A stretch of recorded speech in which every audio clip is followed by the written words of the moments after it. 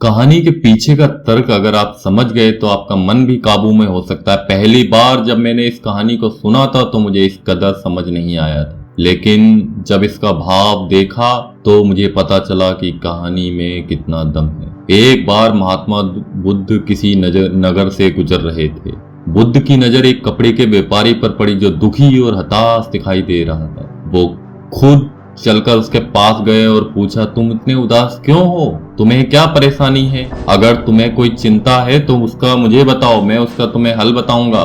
मैं तुम्हारी क्या मदद कर सकता हूँ? कपड़े के व्यापारी ने बुद्ध को प्रणाम किया और उनको अपने पास बुलाया और उनको बैठाया और उन्होंने बोला कि उसकी पत्नी की मृत्यु हो गई है और उसका जो छोटा बेटा है उसकी देखभाल करने वाला कोई नहीं है, इसलिए मैं इसको अपनी दुकान पर लेके आता हूँ। लेकिन मेरी दुकान पर आने वाले ग्राहक जब आते हैं तो ये लड़का उनकी पगड़ी को उछालकर फेंक देता है, कभी कभी उनका सामान भी उठाकर बाहर फेंक देता है। मैंने इसे बहुत समझाया लेकिन ये समझ ही नहीं रहा है। इसकी हरकतों की वजह से मेरे सारे ग्राहक नाराज हो रहे हैं और वो बिना कुछ खरीदे ही वापस चले जाते हैं। वो बोले, मैं तुम्हारी सहायता करूंगा और लेकिन मुझे एक वचन चाहिए कि तुम मुझसे ना ही कोई प्रश्न करोगे और ना ही दखलंदाजी दोगे। व्यापारी बुद्ध को वचन दे देता है। अगले दिन महात्मा बुद्ध पगड़ी पहनकर आए और पूरे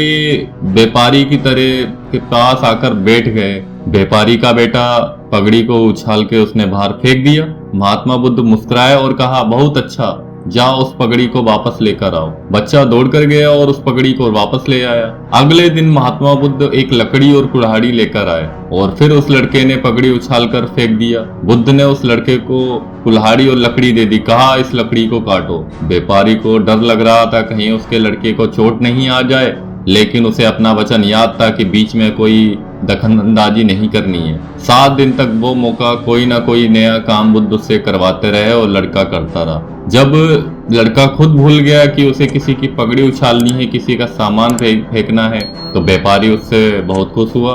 उसने बुद्ध को धन्यवाद दिया। मुझे पता है इस कहानी का मन में बस करने में कोई संबंध नहीं है, लेकिन पहले आप इस तर्क को समझिए।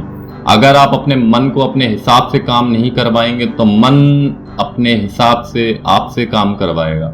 मन बस में हो सकता है यदि हम अपने अनुसार चलाएं मन को। अगर मन को हम 2 तरीकों से हिसाब से चला सकते हैं।